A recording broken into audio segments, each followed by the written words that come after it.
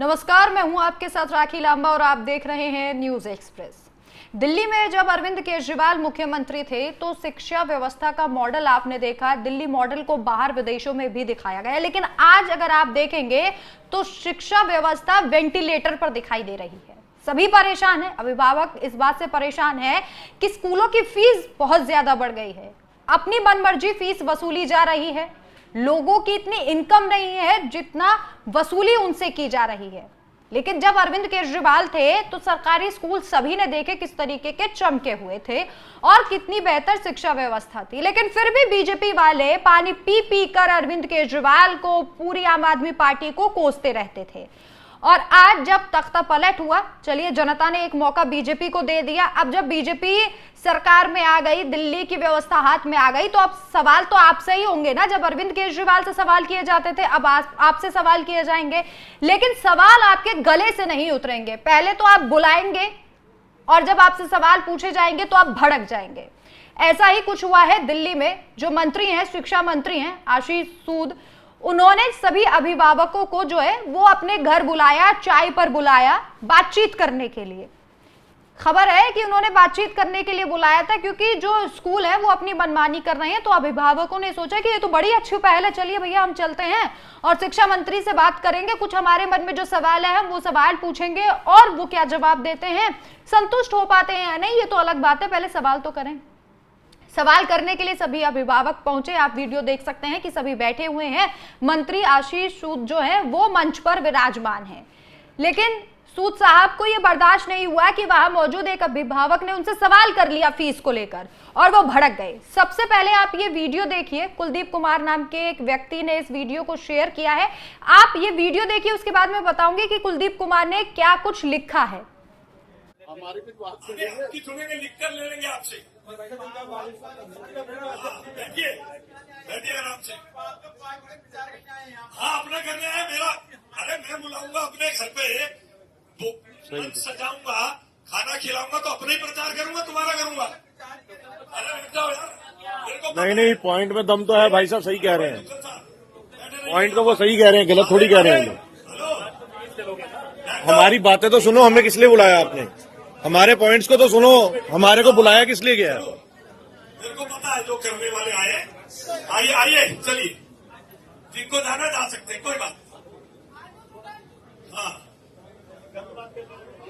Sir, हमें बुलाया आप लोगों ने, हमारी बात तो सुने ना सर। गुलाटी साहब, बड़े क्या हो गया?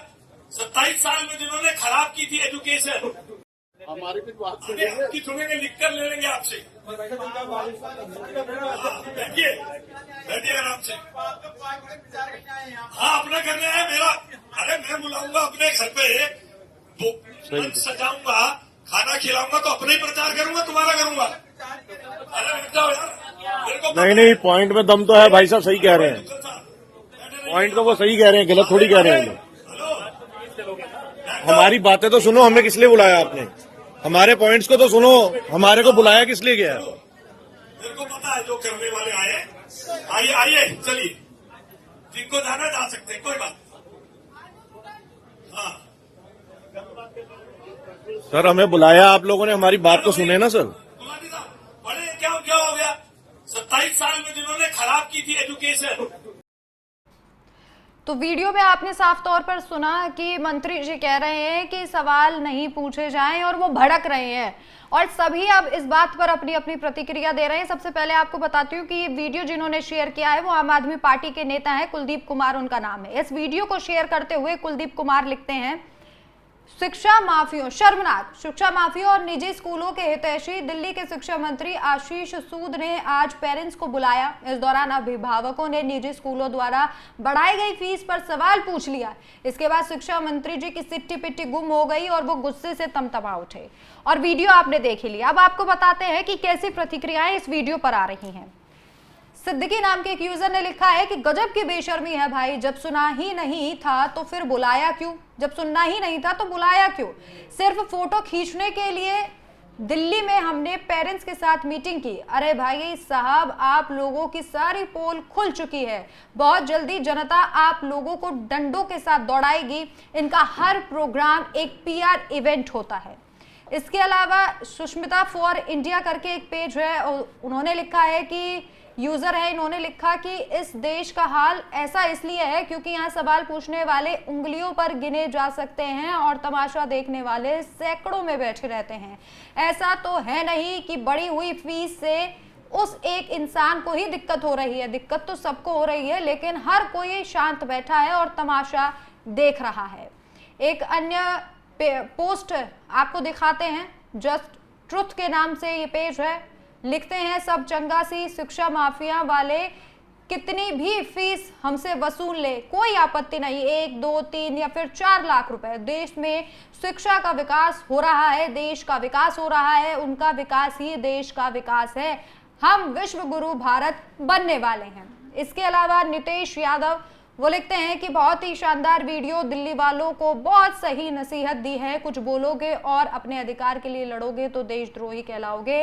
अनपढ़ों को वोट दिया है आपने जो कि राजा बन बैठे हैं।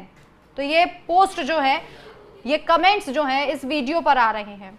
और आप देखिए बेशर्मी देखिए कि जो अभिभावक जिन्हें बुलाया ही गया था मंत्री के द्वारा, जब उन्होंने ही सवाल कर लिया तो मंत्री जी बिफर पड़े और वहां लोग जितने भी मौजूद हैं उनमें से उस व्यक्ति की सहायता के लिए या उसने जो आवाज उठाई उसे सही ठहराने के लिए कोई भी खड़ा नहीं हुआ। एक आध जो लोग वहां पर मौजूद थे उन्होंने ये वीडियो बनाया और सोशल मीडिया पर वायरल कर दिया। अब ये वीडियो चर्चा का विषय बन गया है और इसीलिए विषय बना है क्योंकि जब आप ये कहते हैं कि हम जनता से जुड़े हुए नेता हैं और बीजेपी एक ऐसी पार्टी है जिसमें अनुशासन है और जनता के हित के लिए काम करती है, लेकिन जब ऐसे वीडियो सामने आते हैं जिसमें मंत्री साहब जो है वो जनता को डांट देते हैं, जहां सवाल पूछने की अनुमति नहीं है, मीडिया पर तो रोक लगा ही दी है।